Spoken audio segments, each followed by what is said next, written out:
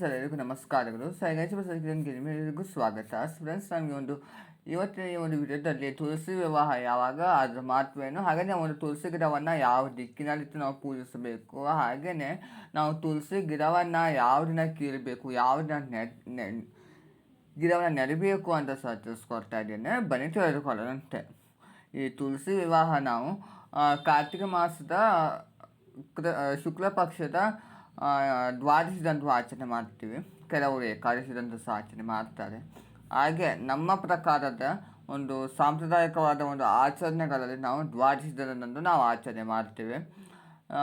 ಏಕಾದಶಿ ದಿನದಂದು ವಿಷ್ಣುವಿನ ವಿಷ್ಣು 4 ತಿಂಗಳ ಕಾಲ ಚಾತುರ್ಮಾಸವನ್ನು ನಿದ್ದೆಯನ್ನು ಪೂರ್ಣಗೊಳಿಸಿ ಈ ಜಲಂಧರವನ್ನು ಸಂಹಾರ ಮಾಡಿ ನಂತರ ಈ ತುಳಸಿ ವಿವಾಹವನ್ನು ನಾವು ಆಚರಣೆ ಮಾಡ್ತೀವಿ. ಸೊ ಈ ಸಲ ನಮಗೆ ತುಳಸಿ ವಿವಾಹವು ತಿಥಿ ಯಾವಾಗ ಪ್ರಾರಂಭ ಅನ್ನೋದಾದರೆ 2ನೇ ತಾರೀಕು ಭಾನುವಾರ ಬೆಳಗ್ಗೆ 7:32 ಪ್ರಾರಂಭವಾದರೆ 3ನೇ ತಾರೀಕು ಸೋಮವಾರ ಬೆಳಗ್ಗೆ 5:08 ಮುಕ್ತಾಯಗೊಳ್ಳುತ್ತದೆ. ಸೊ ನಾವು ಒಂದು ಸೂರ್ಯೋದಯವನ್ನು ಒಂದು ತಿಥಿಯನ್ನು ಗಣನೆ ತೆಗೆದುಕೊಂಡು 2ನೇ ತಾರೀಕು ಭಾನುವಾರ ಆಚರಣೆ ಮಾಡಬೇಕಾಗಿರುವಂಥದ್ದು. ತುಂಬ ವಿಶೇಷವಾಗಿ ನಾವು ತುಳಸಿ ವಿವಾಹವನ್ನು ಆಚರಣೆ ಮಾಡ್ತೇವೆ.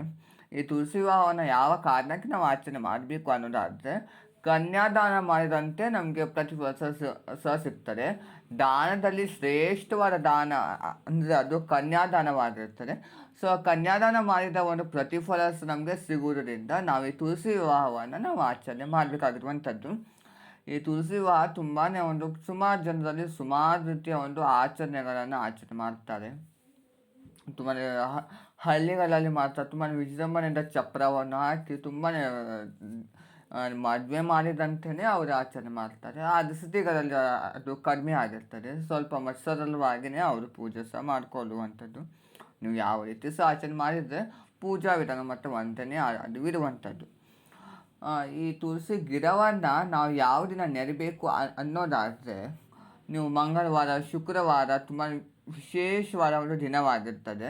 ಹಾಗೆಯೇ ಈ ತುಳಸಿ ವಿವಾಹದಂದು ಸಹ ತುಳಸಿ ಗಿಡವನ್ನು ನೆಡಬಹುದು. ಹಾಗೆಯೇ ಹಿಂದಿನ ದಿವಸ ನಮಗೆ ಏಕಾದಶಿ ಬಂದಿರ್ತದೆ, ನೀವು ತುಳಸಿ ಗಿಡವನ್ನು ನೆಡಬಹುದು. ಆದರೆ ಅದಕ್ಕಿಂತ ಮುಂಚೆ ಇರುವಂಥ ಒಂದು ಗಿಡವನ್ನು ನೀವು ತೆಗೆಯಲು ಬರುವುದಿಲ್ಲ.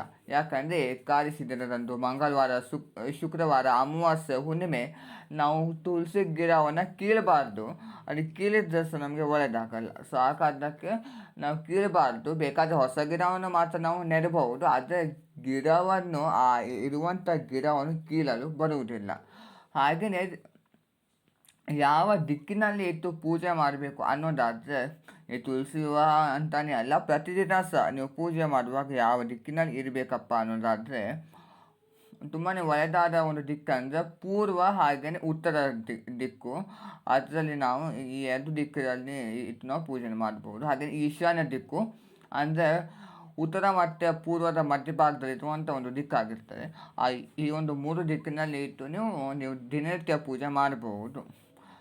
ಒಂದು ವೇಳೆ ನೀವು ದಕ್ಷಿಣ ದಿಕ್ಕಿನಲ್ಲಿ ಇಟ್ಟಿದ್ದರೆ ಏನಾಗುತ್ತೆ ಅಪ್ಪ ಅನ್ನೋದಾದರೆ, ನಿಮ್ಮ ಒಂದು ಖರ್ಚು ತುಂಬ ಆಗ್ತಾ ಹೋಗ್ತದೆ, ದುಡ್ಡು ನಿಲ್ಲಲ್ಲ.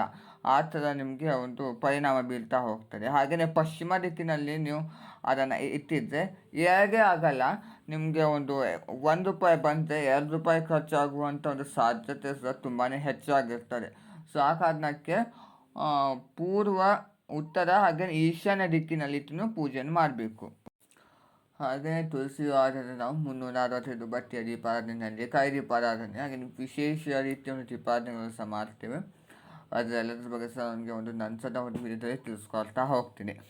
ನೋಡಿದ್ರೆ ಫ್ರೆಂಡ್ಸ್, ಇವತ್ತಿನ ಒಂದು ವಿಡಿಯೋದಲ್ಲಿ ನಾನು ನಿಮಗೆ ತುಳಸಿ ವಿವಾಹ ಯಾವಾಗ, ಹಾಗೆಯೇ ತುಳಸಿ ಗಿಡದ ಬಗ್ಗೆ ಮಾಹಿತಿಯನ್ನು ಕೊಟ್ಟಿದ್ದೀನಿ. ಎಲ್ಲರಿಗೂ ಇಷ್ಟವಾಗಿ ನಾನು ಭಾವಿಸಿದ್ದೀನಿ. ಇಷ್ಟವಾದರೆ ಲೈಕ್ ಮಾಡಿ, ಶೇರ್ ಮಾಡಿ, ಕಮೆಂಟ್ ಮಾಡಿ, ಹಾಗೆಯೇ ಸಬ್ಸ್ಕ್ರೈಬ್ ಮಾಡ್ಕೊಳ್ಳಿ.